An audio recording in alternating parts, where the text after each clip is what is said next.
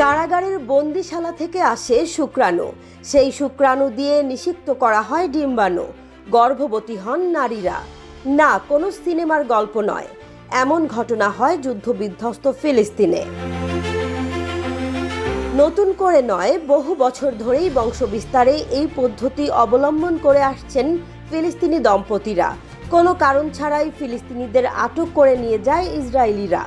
বছরের পর বছর বিনা বিচারে রাখা হয় আটকে।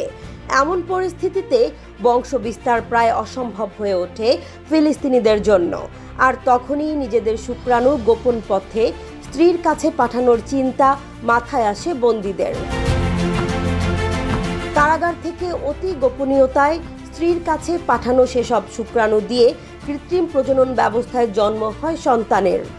গাজায় যুদ্ধবিরতি চুক্তির আওতায় মুক্তিপ্রাপ্তদের বয়ানে উঠে এসেছে অভিনব কায়দায় বংশবৃদ্ধির চাঞ্চল্যকর ও একই সাথে হৃদয়স্পর্শী এ তথ্য।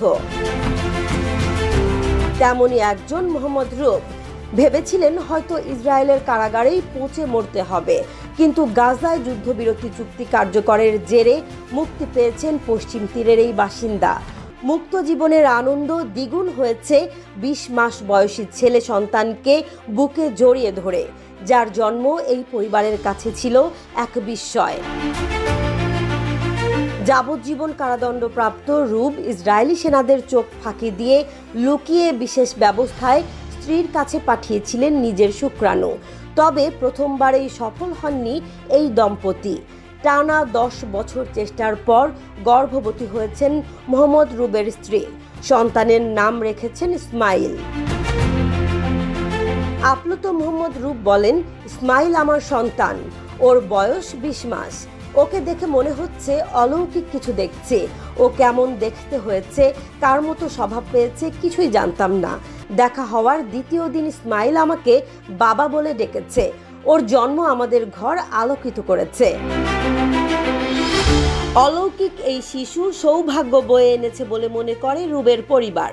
মোহাম্মদ রুবের বাবা ইসমাইল রূপ বলেন, নাতির জন্মের পরই আমার ছেলে ছাড়া পেল। ও আমাদের জন্য খুশির বার্তাবাহক। বন্দি ফিলিস্তিনিদের শুক্রাণু কারাগারের বাইরে পরিবারের কাছে পাঠানোর ঘটনা নতুন নয়। একবার ইসরায়েলিদের হাতে বন্দী হলে ছাড়া পাওয়ার নিশ্চয়তা নেই, তাই চোরাই পদ্ধতিতে শুক্রাণু পাঠানো হয় স্ত্রীর কাছে।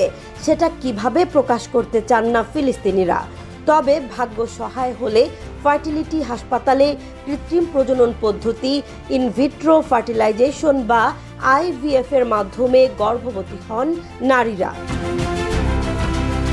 বিভিন্ন সময় ছাড়া পাওয়া জিম্মি এবং দেখা করতে আসা স্বজনদের মাধ্যমেই মূলত পাঠানো হয় শুক্রাণু।